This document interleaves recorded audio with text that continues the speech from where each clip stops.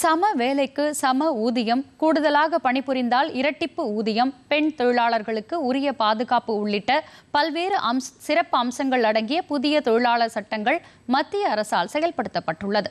இந்த புதிய தொழிலாளர் சட்டங்கள் பல்வேறு சிறப்பு அம்சங்களை கொண்டுள்ளதாகவும், இது தொழிலாளர்களுக்கு பெரும் பயனை அளிக்கும் எனவும் அரியலூரை சேர்ந்த தொழிலாளர்கள் மற்றும் பொதுமக்கள் வரவேற்பு தெரிவித்துள்ளனர்.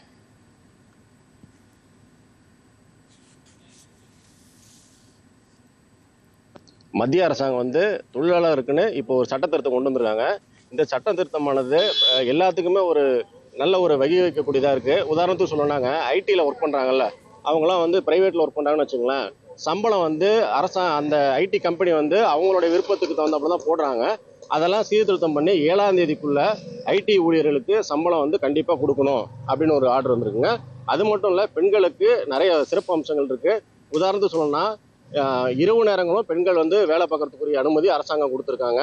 கூடுதலாக ஓட்டி பார்க்குறாங்கல்ல, எக்ஸ்ட்ரா டியூட்டி பார்க்குறாங்களா, அவங்களுக்குலாம் எவ்வளோ நேரம் எக்ஸ்ட்ரா டியூட்டி பார்க்குறாங்களோ அதுக்கு ரெட்டிப்பு சம்பளம், அதாவது 2 மடங்கு.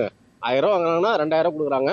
இது போல் இந்த மத்திய அரசாங்கம் அறிவிச்சிருக்க தொழிலாளருக்கான திட்டமானது மிக சிறப்பு வாய்ந்தது. நாங்கள் இதை வரவேற்கிறோம். இப்போ மத்திய அரசாங்கம் கொண்டு வந்திருக்க ஆதார் கார்டையும் தொழிலாளர் நல வாரியத்தோட மெர்ஜி பண்ண சொல்லியிருக்காங்க. இது ரொம்ப வரவேற்க வேண்டிய விஷயம். இதுமாரி மெர்ஜி பண்ணாங்கன்னா போலியான தொழிலாளர் கார்டுகளுமே ரிமூவ் பண்ணிடுவாங்க. இது ரொம்ப வரவேற்க வேண்டிய விஷயம். அதேமாரி 40 வயசுக்கு மேலே உள்ளவங்களுக்கு ஓய்வூதியம் திட்டத்தை கொண்டு வந்திருக்காங்க. இது ரொம்ப ரொம்ப வரவேற்க வேண்டியது. ரொம்ப சந்தோஷமான விஷயம்தான். பாரத பிரதமருக்கு நன்றி. இப்போது ஒவ்வொரு வேலை செய்யக்கூடிய லேபர்ஸாக இருக்கட்டும், அவங்களுக்கு சரியான நேரத்தில் அவங்களோட மாதம் முதல் வாரத்திலேயே அவங்களுடைய சம்பளம் உறுதி செய்யப்படுகிறது. சரியான நேரத்தில் சரியான ஊதியம் கிடைக்கும்.